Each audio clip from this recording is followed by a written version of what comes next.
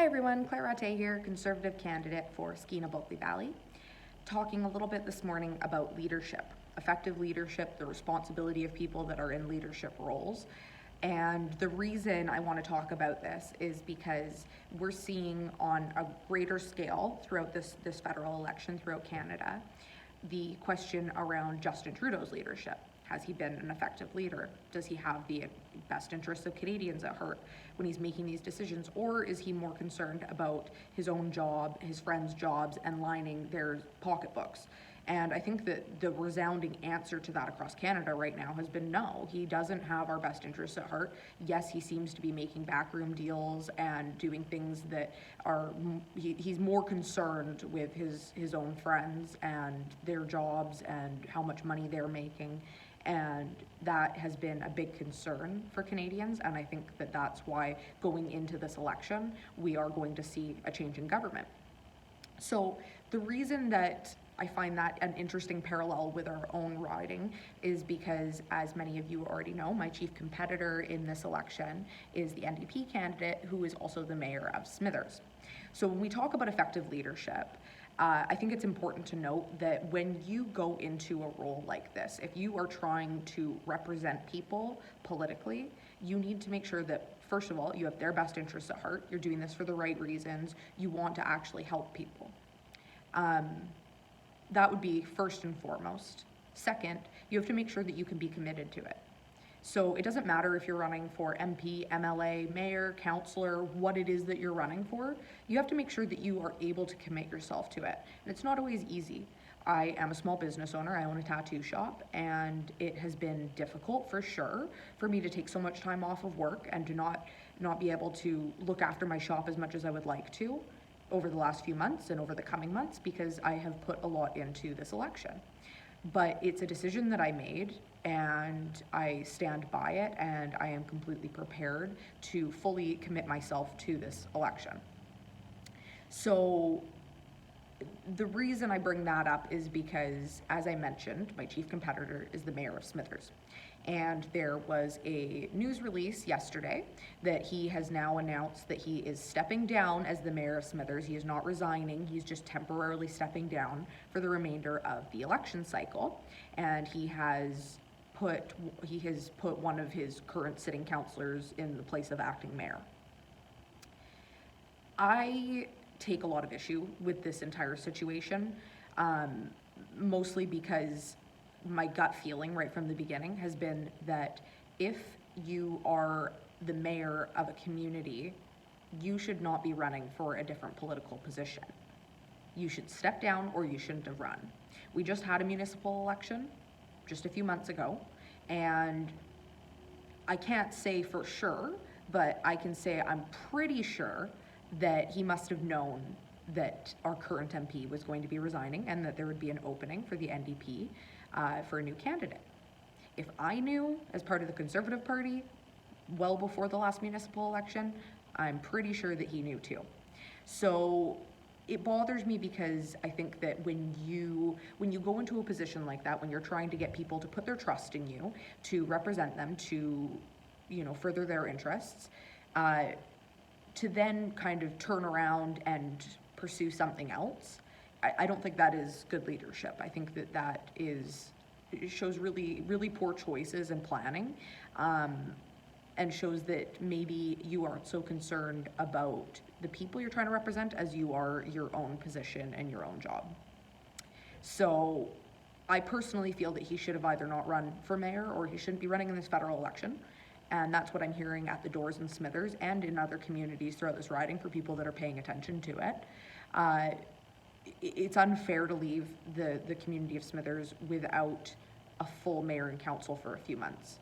Keeping in mind that I have municipal experience. I was a city councillor in Kitimat for 4 years. I know how difficult it is when there's only 6 people at the table and it's a particularly divisive issue. If there's a split vote, there's no one there to break that tie. So the community of Smithers might be in a really difficult position if there's anything tricky that comes up in the next few months, because there will be nobody to break that tie and nothing will get done. And like I said, I know because I speak from experience. So that's one. Second, if he does win this election, he then puts the community into a by-election, which is very, very costly. Third, there was no mention in this press release of whether or not he was taking leave with or without pay. My gut feeling is that if it was without pay, probably would have said so in the press release because he would want people to know that. So I think that the community of Smithers, people of Smithers, need to ask him that, need to know, are you stepping down with or without pay? Because being a mayor is a full-time job. I know how busy I was as a city councilor, and I know watching our mayor and how hard he worked, I know that there's a reason that the mayor gets paid a lot more than the councilors. It's because it is a full-time job. You can't be doing something as large as a federal election off the side of your desk. That just doesn't work. He's already been campaigning for a few months now, still collecting a paycheck from the community of Smithers. So I think that those are all really important factors that community needs to ask, and I think that he needs to be held to account for that, because it isn't fair to ask people to put their trust in you, to run through an entire election cycle municipally, asking to be their mayor again, getting reelected, and then turning around and deciding to do this. I also had that opportunity. I was asked by so many people to run again in the last municipal election. And it was a no-brainer for me. I knew that I wanted to run in this election federally. This isn't something that you just jump into overnight. I've been planning this for years.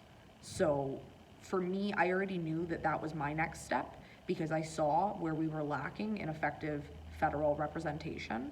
I saw that the people of Skeena-Bulkley Valley needed a strong voice in Ottawa, somebody that could actually get things done and get Ottawa to pay attention to them. And so this was, when we went into that last municipal election cycle, it was straight up right from the beginning, no, I'm not going to run again. I could have. I can say with almost certainty I would have won, and I could still be playing both sides, but I chose not to because I knew that I had to commit myself to this. So I think that the people of Smithers and the people in our riding, frankly, need to reach out and ask what's going on with that. How is this going to be effective? How will the community of Smithers be able to run effective council meetings with only 6 members in attendance? You know, what is the mayor taking this leave without pay? These are important questions that people need to be aware of and need answered. There's also concerns around this mayor sitting on the board of directors for a number of radical environmentalist groups like the Sierra Club, which there is proof that he's sitting on those board of directors, but he refuses to speak publicly about it. When you are looking for somebody in a leadership position, you want someone that understands that this is a full-time commitment, that understands that this isn't about them, it's about the people they're trying to represent. You can't be using that platform to do your own political lobbying and push your own agenda. That's just inappropriate. You have to do what the people of Smithers want or what the people of Skeena-Bulkley Valley want. It's not about pushing your own personal agenda. The NDP as a whole party federally have come out unequivocally against LNG. They've come out against pipelines. Essentially, they've come out against jobs. And the people in my riding rely on these projects for jobs. This is what keeps our communities growing. This is what keeps money in our economy. We've always had a lot of dependency on resource development, not just LNG, but also with forestry, with mining, the list goes on and on. So for the NDP to claim to be on your side and to be for working people, I think a lot of people are starting to see through that very thin veil. If you are for jobs and you're for people, how can you also be part of radical environmentalist groups that want to get rid of the jobs that people need here? I don't think that's someone that has your best interests at heart. It's just my 2 cents. Hope you guys enjoyed this video. If you have any further comments or questions, feel free to reach out. Also, as always, please feel free to share with friends and family, share it around on Facebook. Thank you guys so much. Talk to you soon.